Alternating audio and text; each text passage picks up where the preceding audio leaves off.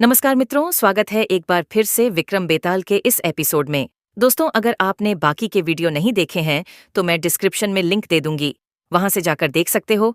तो इस कहानी का टाइटल है ज्यादा प्रेम में अंधा कौन। कहानी सुनाने में ज्यादा अच्छी लगती है, इसलिए मैं आपको कहानी सुनाती हूँ। चलो शुरू कर दें।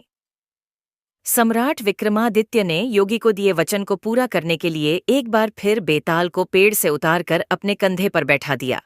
इसके बाद वह योगी के पास चल दिए। रास्ता तय करने के लिए बेताल ने एक नई कहानी शुरू की। बेताल बोला, बहुत समय पहले की बात है। विशाला नाम के राज्य में पद्मनाभ नाम का एक राजा राज किया करता था। उसी के राज्य में एक साहूकार रहता था। उस साहूकार का नाम था अर्थदत्त।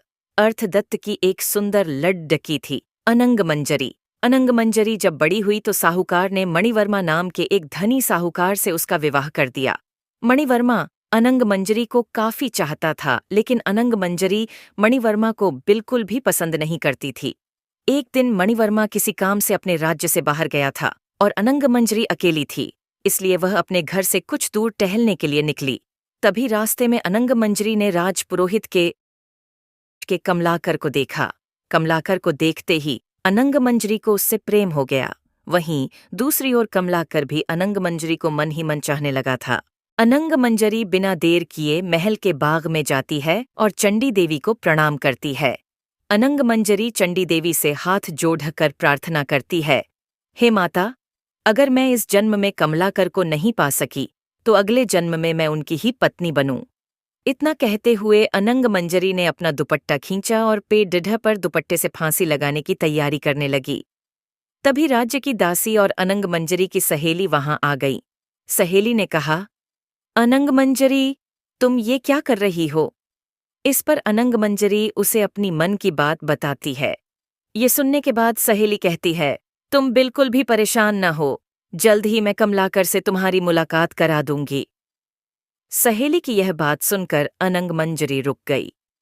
अगले ही दिन अनंगमंजरी की सहेली ने कमलाकर के साथ उसकी मुलाकात का प्रबंध किया। दोनों एक दूसरे से मिलने बाग में पहुंचे।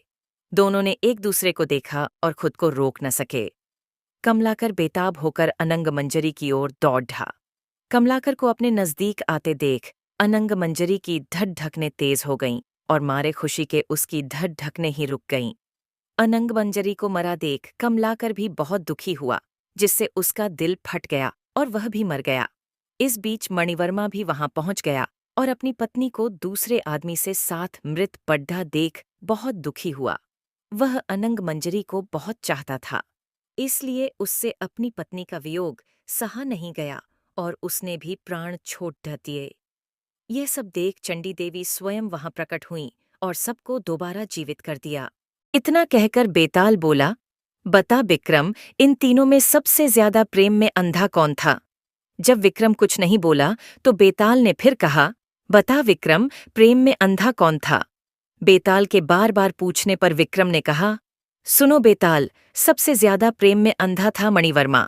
वजह यह है कि अनंगमंजरी और कमलाकर अचानक मिले और वह उस खुशी के कारण मरे। वहीं मणिवर्मा यह देखकर शोक में मर गया कि उसकी पत्नी किसी दूसरे से प्रेम करती थी और अपने प्रेम से मिलने की खुशी में मर गई। ये सुनते ही बेताल बोला, हाँ राजन, तुमने बिल्कुल सही जवाब दिया, लेकिन तू बोला तो मैं चला। इतना कहकर बेताल एक बार फिर विक्रम के कंधे से उड़कर पेड़ पर फिर जा लटकता है। इसी के साथ प्रेम में अंधा कौन विक्रम बेताल कहानी समाप्त होती है। दोस्तों, किसी भी चीज की अति नुकसानदायक हो सकती है, इसलिए इंसान को हमेशा अपनी भावनाओं पर नियंत्रण रखना चाहिए। दोस्तों, हमें सपोर्ट की आवश्यकता है।